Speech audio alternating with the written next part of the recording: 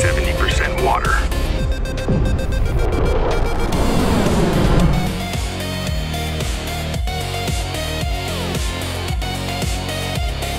বরফ ঢাকা ক্রেমলিনের ছাদে এক জেনারেল দাঁড়িয়ে রয়েছে। দূরে সাইরেন বাজছে, আকাশে ড্রোনের আনাগোনা।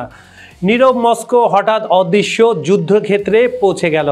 জেনারেল ধীর দৃষ্টি আকাশের দিকে তাকিয়ে থাকে, তারপরে তার ঠোঁটের কোণে ঠান্ডা একটা লাইন শুরু হয়। যুদ্ধ আর দূরের শব্দ নয়, যুদ্ধ এখন রাশিয়ার চারপাশে। আর সবচেয়ে ভয়ঙ্কর যা দেখা যায় না, সেটাই সত্যিকারের আক্রমণ। এই কথার পরে শুরু হয় আজকের গেম চেঞ্জার পর্বটি, এক অদৃশ্য আগুনের পর্ব, যেখানে আগুন পৃথিবীর আকাশে জ্বলছে রাশিয়া আর ইরানের গোপন অস্ত্রের ছায়ায়।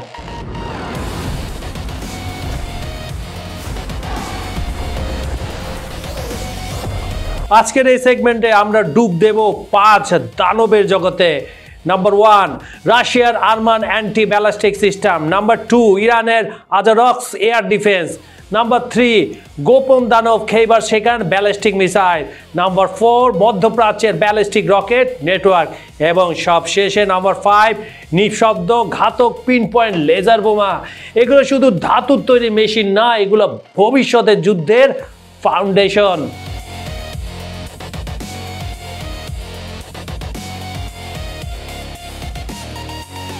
এখন প্রশ্ন হলো, এগুলা কিভাবে কাজ করে, কারা এগুলার টার্গেট, আর কেন পৃথিবীর ক্ষমতার ভারসাম্য এক ঝটকায় বদলে যেতে পারে। চলুন শুরু করি।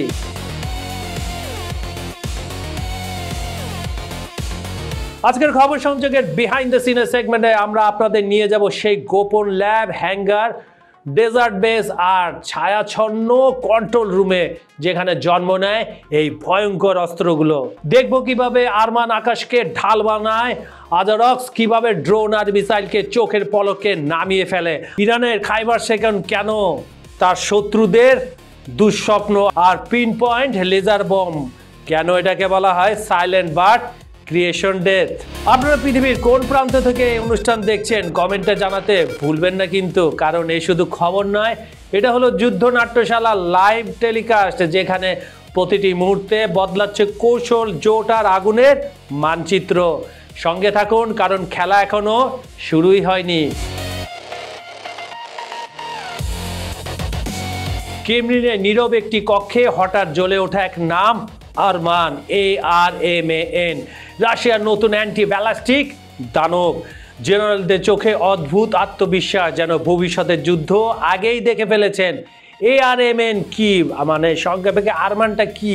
শুধু প্রতিরক্ষা নয়, মার্কিন থার্ড এজিস, ডেভিস আর স্লাইং এর বিরুদ্ধে সরাসরি চ্যালেঞ্জ। শুধু ক্ষেপণাস্ত্র আটকায় না, শত্রুর পরবর্তী পদক্ষেপও আগে ভেবে ফেলে, যেন পুরো যুদ্ধক্ষেত্রটা এর মাথার ভেতরে লোড করা আছে। এর ক্ষমতা ভয় লাগার মতো, হাইপারসনিক ক্ষেপণাস্ত্র পর্যন্ত ট্র্যাক করে। 360 ডিগ্রি মাল্টি লেয়ারেড শিল্ড, একসঙ্গে ডজনখানেক টার্গেট ধ্বংসে, electronic jamming device, blinding. Arman হাসে, ট্রাই মি। জেনারেল একেই বলে রাশিয়ান ইনভিজিবল শিল্ড, অদৃশ্য কিন্তু অটুট। কিন্তু খেলা এখানেই শেষ নয়, এখন যাত্রা তেহরানের দিকে, সেখানে অপেক্ষা আরেক তুরুপের তাসের। রাতের তেহরান, মরুভূমির হাওয়ায় ধুলো উঠছে, কিন্তু একটি জায়গায় অদ্ভুত নীরবতা। প্রতিরক্ষা মন্ত্রী সিক্রেট হাঙ্গার, লোহাল বিশাল দরজা ধীরে ধীরে খুলতেই নিয়ন আলো ছায়া ফেলে দাঁড়িয়ে থাকে এক নতুন দানব। কি সেটা? আজারকাস এয়ার ডিফেন্স সিস্টেম। কমান্ডাররা গলা নিচু, চোখে এক অদ্ভুত আত্মবিশ্বাস। তিনি বলেন, এই সিস্টেম শুধু প্লেন ভাঙে না, drone, cruise missile, chemical shots, আকাশে যাই পাঠাবে সবকিছু এক ক্লিকে ভ্যানিশ। আর ইঙ্গিতেই বড় মনিটরে ঝলসে ওঠে 4টি লাইন, যা আজারক্সকে মধ্যপ্রাচ্যের নতুন দুঃস্বপ্ন বানিয়েছে। আল্ট্রা ফাস্ট রাডার, আকাশের প্রতিটি নড়াচড়া দেখার ক্ষমতা। 50 থেকে 120 কিলোমিটার ভেতরে যে কোনো হুমকিকে মুহূর্তে ধ্বংস করে ফেলা। নাম্বার 3, কম খরচে অবিশ্বাস্য performance. Number 4, electronic jamming proof, শত্রুর ফ্লাইট করার সুযোগ নেই। ইরান চাই একটি মাত্র সিস্টেম দিয়ে মধ্যপ্রাচ্যের আকাশে নতুন শাসন প্রতিষ্ঠা করতে, কিন্তু যখন আকাশ রক্ষা পায়, তখন মাটির দিকে যে আগুন নামে, সেটি আসল যুদ্ধের শুরু। এক অন্ধকার মরুভূমি, রাতের ভারী বাতাস, দূরে লাল লঞ্চ প্যাডের আলো, হঠাৎ মাটিতে পড়ে এক দানবের ছায়া, নীরব, স্থির, ভয়ঙ্কর। বিজ্ঞানীরা ফিস ফিস করে বলেন, দেখতে শান্ত মনে হলেও কিন্তু আকাশে উঠলেই তিনি থেমে গেলেন। কেন? ছায়াটা আরো গভীর হলো। এটা তখন শিকারী হয়ে যায়। এটাই খেইবার শেকান, ইরানের তৃতীয় প্রজন্মের ব্যালিস্টিক মিসাইল, যে বদলে দিয়েছে মধ্যপ্রাচ্যের সামরিক মানচিত্রটি। কেন এটাকে দানব বলা হয়? 1450 থেকে 2000 কিলোমিটার রেঞ্জ, পুরো অঞ্চলটির ঘাঁটি, কোথাও নিরাপদ নয়, সলিড ফুয়েল জ্বালানি নয়, এক ক্লিকে লঞ্চ, রাডার দেখার আগেই আকাশে পৌঁছে যাবে। এমআরভি প্রযুক্তি শেষ সেকেন্ডে দিক পাল্টায়, প্রতিপক্ষের ডিফেন্স সিস্টেমকে বোকা বানিয়ে দেয়। আয়রন ডোম, প্যাট্রিয়ট থামাতে পারে? বিশেষজ্ঞরা বলেন অসম্ভবের কাছাকাছি। এ কারণে এর নাম দ্য ডুম ব্রেকার।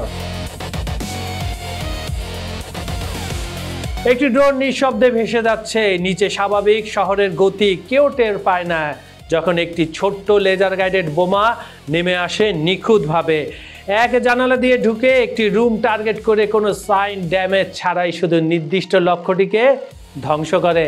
এটাই পিন পয়েন্ট লেজার বোমা। এটা নতুন ধরনের যুদ্ধ, কেউ জানে না কখন কোথায় আঘাত আসবে। নতুন যুদ্ধের থিম হচ্ছে নির্ভুলতা, শক্তি, ছোট অস্ত্র, বড় প্রভাব, মুহূর্তে সিদ্ধান্ত, আকাশে অদৃশ্য এনিমি। এরপর আসে সবচেয়ে বড় প্রশ্ন, সেটা আমি এখনই জানাচ্ছি আপনাদের। বিশ্বের সামরিক বিশেষজ্ঞরা কি বলছেন? রাশিয়া প্লাস ইরান নতুন আকাশ প্রতিরক্ষা অ্যালায়েন্স, আরমান প্লাস আজারক্স মিলে গড়ে তুলেছে বহু স্তরের প্রতিরক্ষা। মধ্যপ্রাচ্য, ইউরেশিয়ার আকাশ এখন আর আগের মতো ভাবলে একেবারেই বোকামি হবে। হাইপার প্রসেসনিক যুদ্ধের যুগ শুরু। খেইবার শেকান প্লাস প্লাস লেজার বম একসাথে, মানে টার্গেট যতই লুকিয়ে থাকুক আঘাত আসবেই। মার্কিন ও তার মিত্রদের পুরনো প্রতিরক্ষা সিস্টেমগুলো চাপে, আয়রন ডোম, প্যাট্রিয়ট সবই এখন নতুন চ্যালেঞ্জের মুখে। ভূ রাজনৈতিক মানচিত্র বদলানোর ইঙ্গিত, রাশিয়া ইউরোপের চাপে চাপ দিচ্ছে আর ইরান মধ্যপ্রাচ্যে সরাসরি আগুন ছড়াচ্ছে। উভয়ের প্রযুক্তি একে অপরের হাতে গেলে এক নতুন যুগের সংঘাত তৈরি হবে। ভবিষ্যতে যুদ্ধ হবে সাইলেন্ট বাট প্রিসাইজ, কম শব্দ, কম বিস্ফোরণ, কিন্তু নিখুঁত আঘাত। একজন পুরনো সামরিক বিশ্লেষক একদিন বলেছিলেন, আগামী যুদ্ধ ট্যাঙ্ক বা জাহাজ দিয়ে হবে না, হবে বুদ্ধিমত্তা, নির্ভুলতা আর গতির দৌড়ে।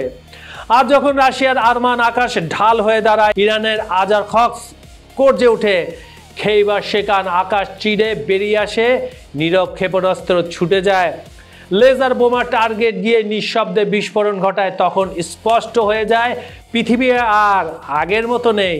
আকাশ এখন যুদ্ধের নতুন থিয়েটার, আর এই 5 অস্ত্র হলো সেই থিয়েটারের নতুন 5টি জায়েন্ট। ভবিষ্যৎ যুদ্ধের গল্প এখানেই শুরু। খবর সংযোগের বিহাইন্ড দ্য সিনের ভিডিওটি যদি আপনাদের একটুও ভালো লেগে থাকে, লাইক, কমেন্ট, শেয়ারটা কিন্তু দিতে ভুলবেন না। খবর সংযোগের সঙ্গে থাকুন, সাবস্ক্রাইব করে রাখুন, আমাদের পথ চলার সাথী হন। আর হ্যাঁ, আপনি কোন দেশ, বিভাগ, জেলা, উপজেলা, গ্রাম থেকে দেখছেন, এমনকি কোন এলাকা থেকে দেখছেন, সেটিও জানিয়ে দিন। আপনাদের সেই এক একটা মন্তব্যই আমাদের টিমের জন্য নতুন শক্তি। বিজ্ঞাপন এবং প্রমোশনের জন্য ডেসক্রিপশনে দেওয়া নাম্বারে যোগাযোগ করুন। আজ এই পর্যন্ত আমি কাজল হায়দার বিদায় নিচ্ছি। প্রতিশ্রুতি থাকলো কাল একই সময় আবার ফিরব। থাকবে নতুন টপিক, গভীর বিশ্লেষণ আর আরো বড় দৃষ্টিভঙ্গি নিয়ে। ততক্ষণ ভালো থাকুন, নিরাপদে থাকুন। ধন্যবাদ সবাইকে।